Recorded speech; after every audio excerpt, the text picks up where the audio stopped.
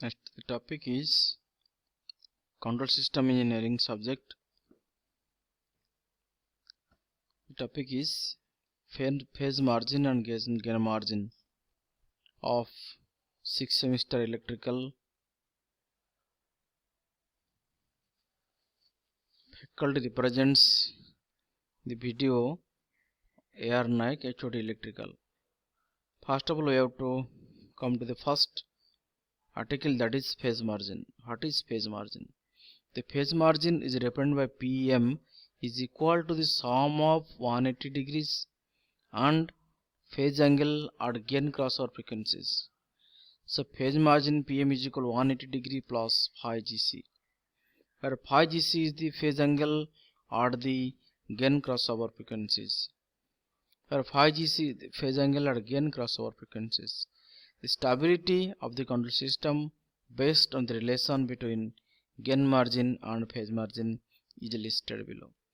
If the gain margin GM is greater than 1 and phase margin PM is positive, then the control system is stable. If gain margin GM equals to 1 and the phase margin PM is 0 degree, then the control system is marginally stable. If the gain margin GM is less than 1 or the phase margin PM is negative, then the control system is unstable. Next, Nyquist stability criterion applied to inverse polar plot. Nyquist stability criterion applied to inverse polar plot. In analyzing multiple loop systems, the inverse transfer function may sometimes be used in order to permit graphical analysis. The Nyquist stability criterion can be applied equally well to the inverse polar plot. The mathematical derivations of the Nyquist as that of direct polar plot. The inverse polar plot of Gj omega Hj omega is a graph of 1 by Gj omega Hj omega as a function of omega.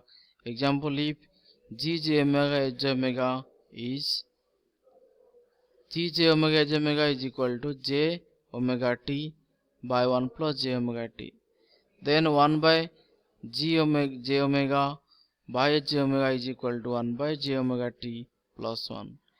The inverse polar plot for omega greater than 0 is the lower half of the vertical line starting at the point 1 0 on the real axis. The Nyquist stability criterion applied to inverse polar plot may be stated as follows.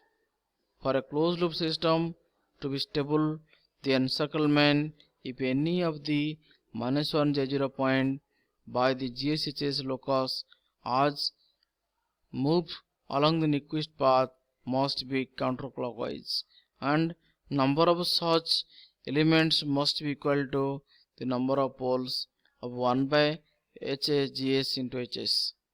At is the 0 at GSHS that lie in the right half of the S-plane.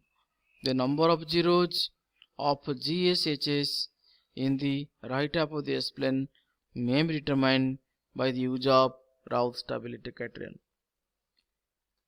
If the open loop transfer functions has no zeros in the right half of the S-plane, then for a closed loop system to be stable, the number of encirclement of the -1 J0 point be 1 by GSHS locus must be 0.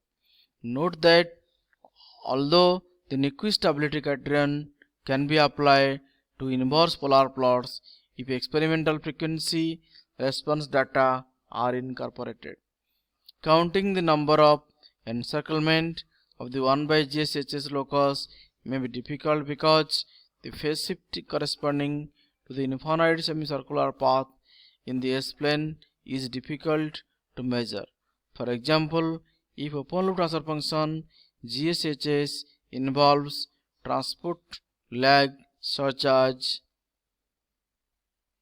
the number of encirclement of the -1 J0 point by the 1 by GSHS locus becomes infinite, and the Nyquist stability criterion cannot be applied to the inverse polar plot of such an open loop transfer functions. In general, if experimental frequency response data cannot be put into analytical form, both the j omega h j omega and 1 by g j omega h j omega loci must be plotted. In addition, the number of right half of the plane zeros of a GSHS must be determined. It is more difficult to determine the right half plane zeros of a GSHS, in other words, to determine whether a given component is minimum phase.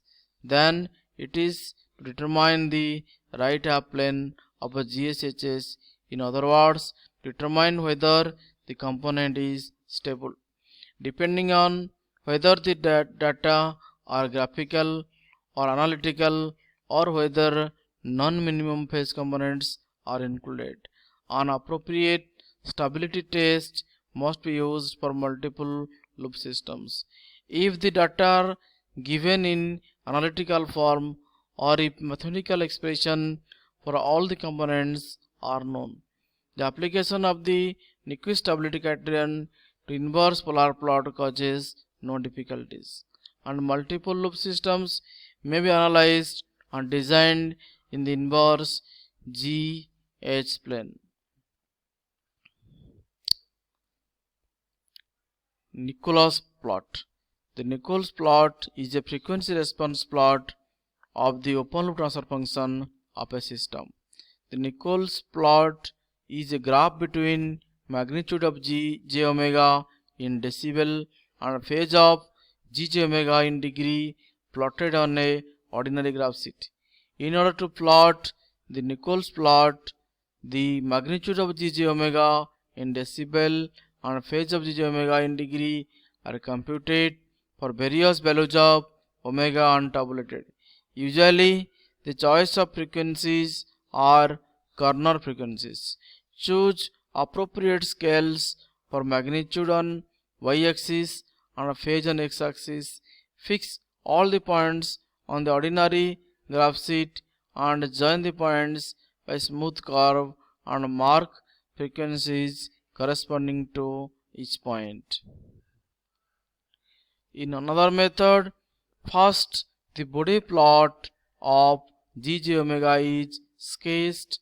From the body plot, the magnitude and phase of various values of frequency omega are noted and tabulated. Using these values of Nichols plot is sketched as explained earlier.